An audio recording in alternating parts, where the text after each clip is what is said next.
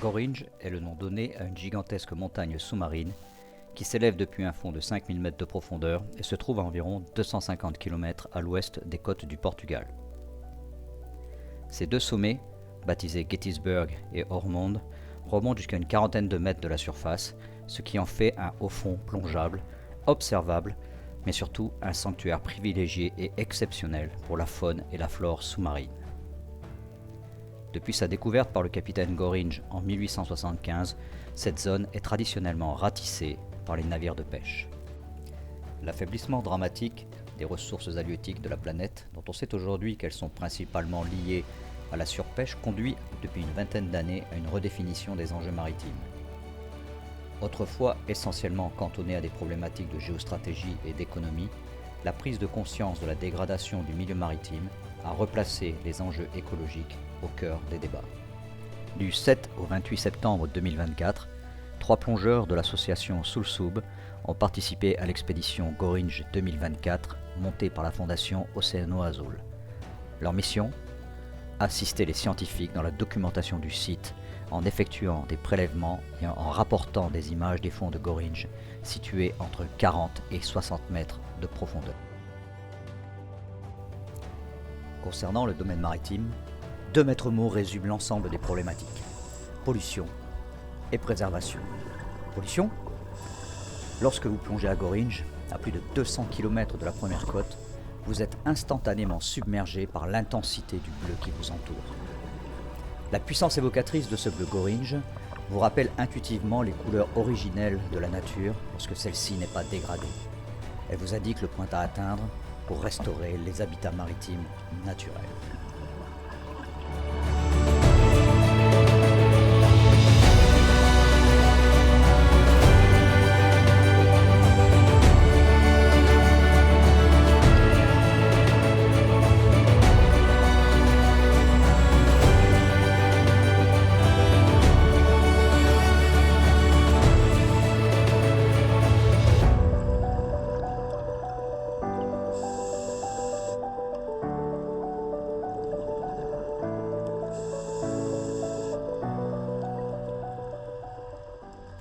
Quand vous atteignez les premiers fonds, vous êtes ensuite frappé par le foisonnement de la flore locale.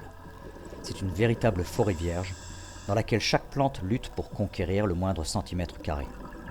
Ici, pas d'espèce dominante, mais un patchwork coloré d'une infinie diversité se partage harmonieusement l'espace entre 30 et 60 mètres de profondeur. Une vraie joie pour les yeux et un spectacle prodigieux pour le cœur. La nature, livrée à elle-même, reste l'architecte d'une beauté subtile et inégalable.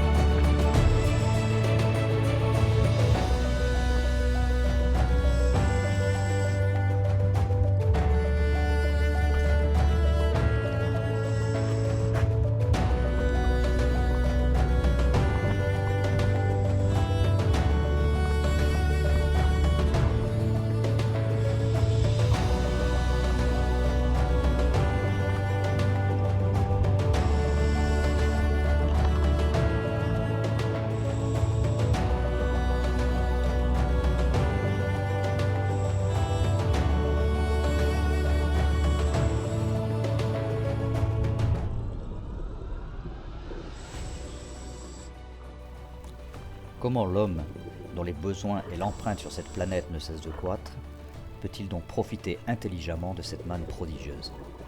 Nous savons aujourd'hui que nous épuisons les ressources naturelles plus rapidement qu'elles ne se reconstituent. En fait, nous nous sommes même aperçus que nous les épuisons trop rapidement, à tel point que nos propres petits-enfants risquent aujourd'hui de vivre leur vie dans un environnement extrêmement dégradé. La mer ne fait pas exception à cette règle. Nous parlons là de 80% de la surface terrestre. C'est là que le second maître mot du débat revient, préservation.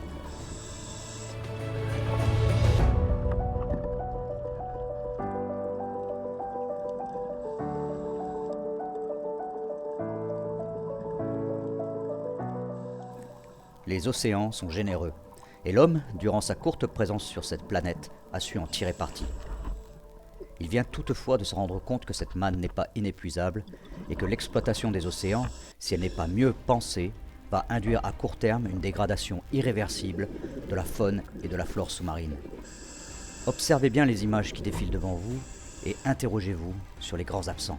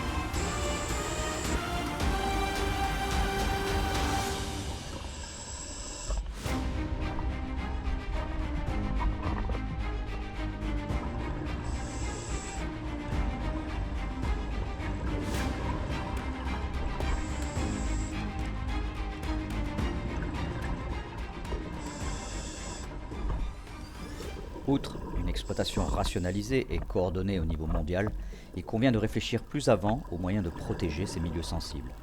Les moyens manquent, et d'autres sujets encore plus alarmants, visibles et médiatiques, concentrent l'attention du public et des décideurs. Comme toujours, dans les situations complexes, tout est affaire de priorité.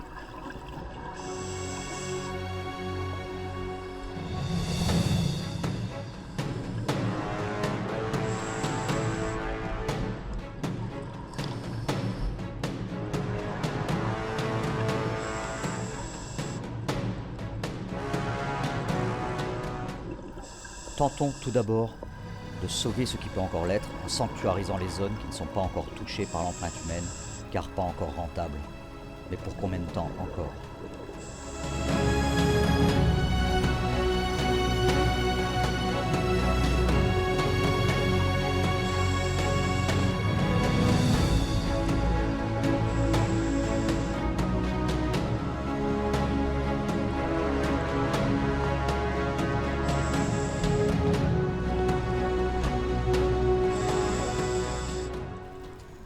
Poursuivons nos efforts de connaissance sur le « nous ne savons pas ce que nous ne savons pas » et affinons notre prise en compte de la biodiversité marine afin d'établir avec le plus de précision possible le spectre des conséquences de nos actions sur le milieu naturel, sur ce qui peut être prélevé et dans quelles proportions.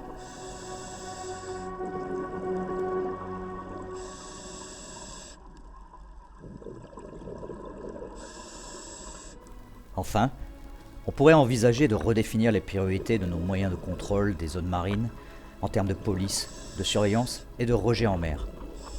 De grandes coalitions se sont créées autour de la lutte contre la piraterie sur les grands carrefours maritimes. On doit pouvoir mobiliser quelques moyens gouvernementaux pour surveiller notre patrimoine écologique mondial.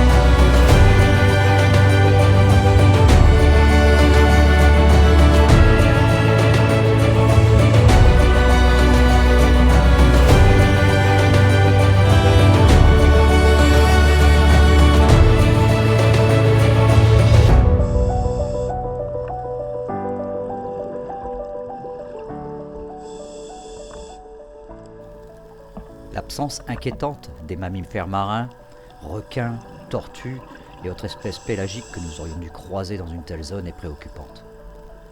Elle dénote d'un épuisement des espèces commerciales et va, à court terme, déstabiliser les équilibres écologiques naturels, si ce n'est déjà fait.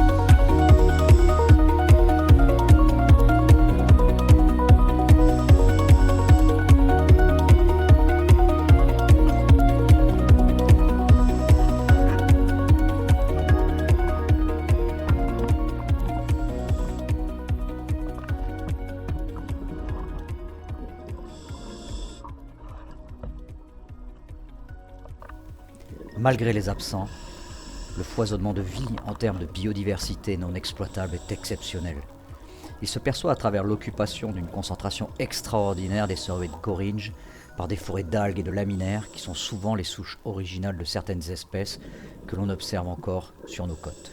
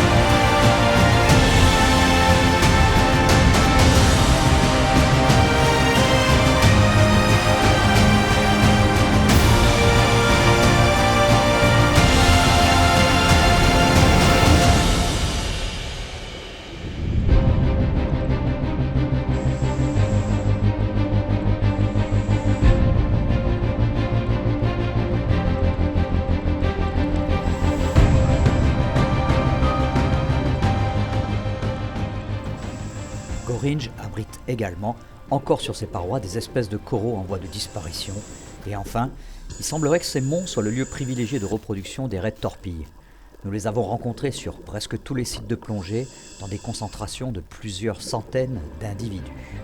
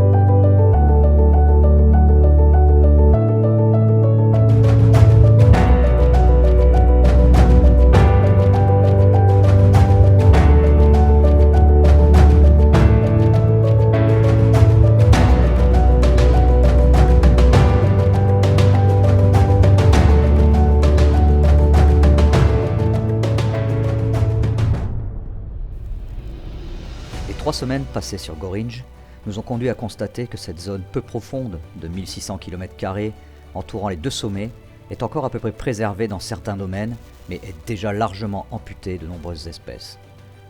De longues années vont être nécessaires pour exploiter en profondeur les données recueillies durant l'expédition, mais en première approche, on peut aujourd'hui affirmer que Gorringe mérite d'être inscrite en haut de la liste des zones maritimes à sanctuariser en Europe.